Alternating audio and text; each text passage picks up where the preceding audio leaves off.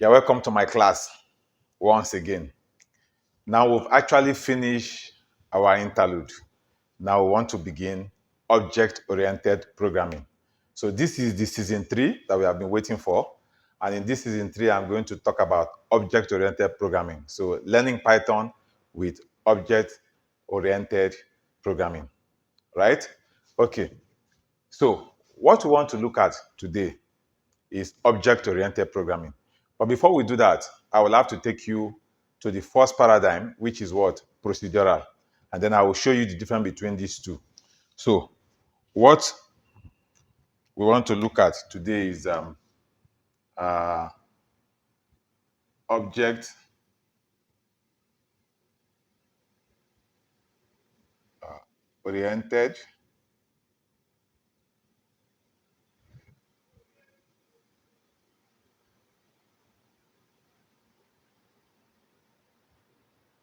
programming, right?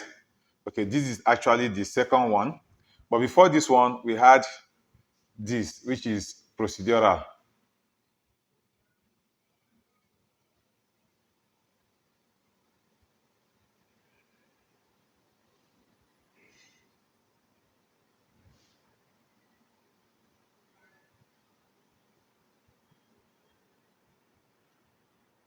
Okay, now this was actually the first one, and this one the second one.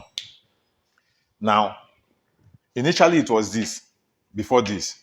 So let me just quickly use a story from the scripture.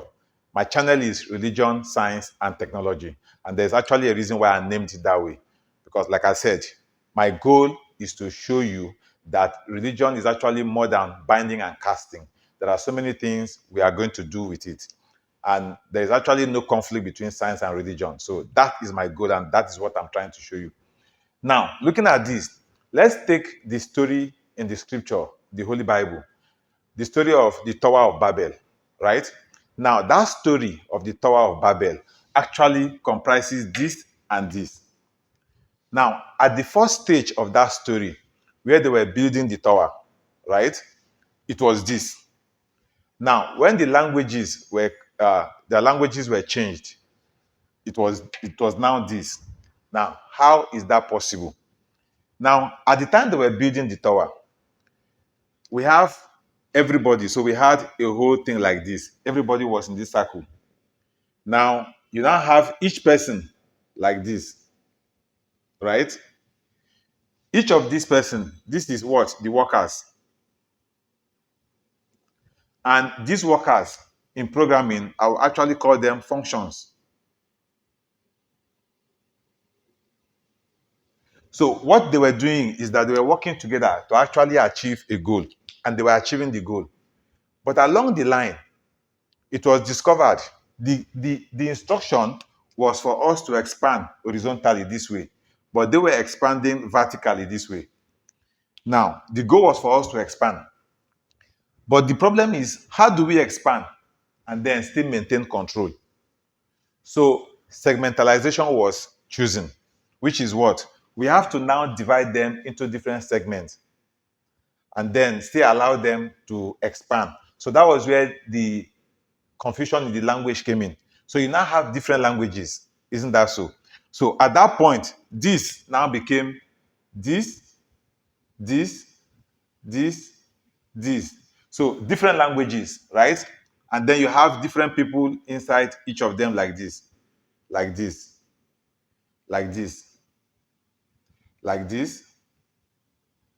So if there is ever a need for us to work together, it means we have to bring somebody out from here, bring somebody out from here, bring somebody out from here, bring somebody out from here. Then these people can work together. But behind the scene, this is still together. This is still together. So what that means is that this procedural, right? Procedural oriented. This procedural did not disappear. This one only came to the front end, just like this. This one now came out like this. While this one is behind the scene. So that was what happened in that story. So that story is actually divided into two, which is what? Procedural and object-oriented. Now, each of these workers which were functions inside this, now became object here. So we now have an object from this, an object from this, an object from this, now coming together to actually do this. But because of this, they can expand and then cover everywhere. Now, this now gave birth to what? Continent. From continent now gave birth to what? Country. From countries now gave birth to what? State. From state now gave birth to what? Local government. From local government now gave birth to what? Community. From community, we now have family. Now, I am going to stop at family. So I'm going to use family to explain this concept, right? So now I've shown you this concept. So behind the scene, we have procedural. Even though this is working at the front end, but behind the scene, we are still using this, right? So that is what I want to show you with the concept of object-oriented programming. So the difference between this and this is that the functions were having access to all the tools that they are going to use. But in this one, the functions, these functions and the data are now encapsulated inside this. And then you have to now create an object that represents this to do the job. That is just the difference between this and this. In order for us to be able to what? Maintain control and manage the expansion. That is what gave birth to this. So that is just the introduction of object-oriented programming and procedural programming that I want to show you in this class. So in the next class, I'm now going to teach you properly what are the things, the concepts that are used to define this, and the principles that are also used to create this. That is what we'll be looking at in the next class. I have class, we have object, right? I have method, and then I have attribute. These are the concepts I'm going to use to teach this object-oriented. So, if you enjoyed this video, do not forget to click on the like button. And I also want to see your comment. So please help to share this video, and then don't miss the next class where we are going to start object-oriented programming proper. So I just decided to give you the brief introduction in this video. So till we see you in the next class, bye-bye.